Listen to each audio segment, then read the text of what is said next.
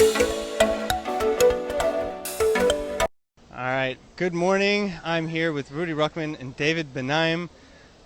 I'm so excited to see you. You've both just been freed from Nigeria.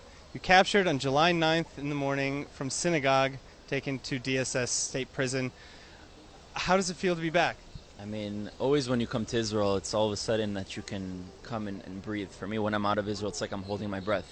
And finally I come to Israel and I can breathe again. But additional, on top of the usual experience when you're coming home, we just went through 3 weeks in a cage, locked up, for no reason. We did nothing wrong. We just came there to show the stories of the Jewish life in Nigeria, the Igbos.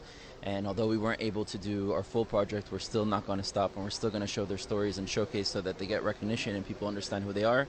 But obviously we're very tired and very happy to be back home.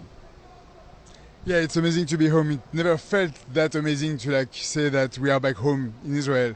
For somebody that just made Aliyah a few years ago, it has a lot more sense. But we feel great. We are very thankful about all the people that really worked tirelessly to help us being back home today after 19 days of captivity, 20 days I think we would say for the full period. But yeah, it's amazing to be back home. Why did you go to Nigeria first? Yeah, so our first season is on Africa, and so we have 6 different countries across Africa, each with different and unique different stories. Nigeria is just the biggest story. It's just the most amazing community that's very different than the others. There are 50 million Igbos that they estimate, and it's just the biggest story, so that's the one that we wanted to start with first. David, can you speak a little bit about what it took to release you? It took a lot of effort from 3 different kind of chancelleries, embassies, French, American and Israelis, that were really in coordination. Each of them had their roles, and we can't discuss every single details. First of all, we have to learn all the details because we were kept secret from a lot of it during the time we were there, because we had no means of communication most of the time.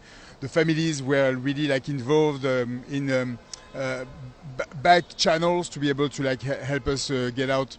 Finally, kind of quickly when you look at similar stories, but we were helped with a lot of forces.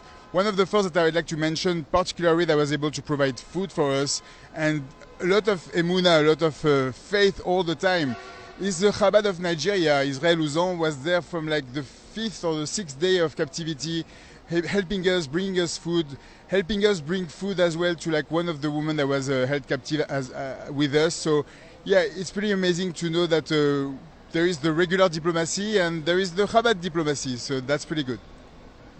Now, I understand that when you were taken by about a dozen men in ski masks.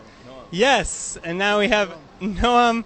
Thank you so much. You are the 3rd person who was taken into custody by the DSS. Thank you for joining us on camera, first of all. How are you feeling, actually? I'm feeling good. I'm happy to be back home in Israel, but it's also bittersweet because we really did want to continue our project, and we really tried every possible way to stay in Nigeria right now and continue with the rest of our itinerary. But unfortunately, it wasn't possible now, but we're not giving up for the future. So what I was asking is, you were taken into custody by about a dozen armed men in ski masks in the morning of Friday prayer. Did you know you were being arrested? No, so they told us that we're being invited and that we'd have a quick conversation with the chief just to clear some things up. We had an idea that it had to do with certain posts that were going viral the night before, that we clearly made a statement that we had nothing to do with such movements, we had nothing to do with any sort of separatist things. And they told us we would go for a quick meeting, take 30 minutes, we'd come back to our hotel. In fact, all of our stuff was open in our hotel rooms. We ended up staying there the entire night, and then the next morning they wake us up from sleeping on the floor.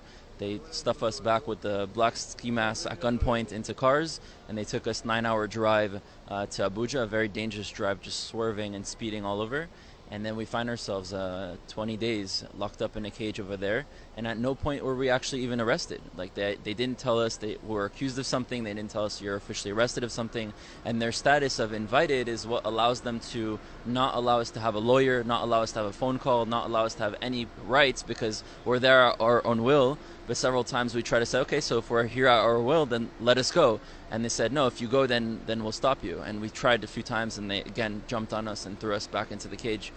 There's actually one time that me and Noam put our tefillin on, and just walked out to the lobby and started like saying, "We're innocent, let us out." We made a scene for all the people there, even civilians that were walking into their headquarters, and 10 people came on us, threw us back into the elevator and threw us back into the cage. So we really tried to do everything to get out, but I didn't have my phone the whole time. I didn't have a phone call the whole time. I didn't speak to my family. I didn't speak to anybody. So, the first 5 days were the hardest because we didn't even know if people knew about us. We didn't even know if people knew we were gone. We didn't know what was going on. It was just one moment where we're there with the community. The night before, we were really like having a sort of meeting with everyone. We're talking, we're going up like late and discussing, and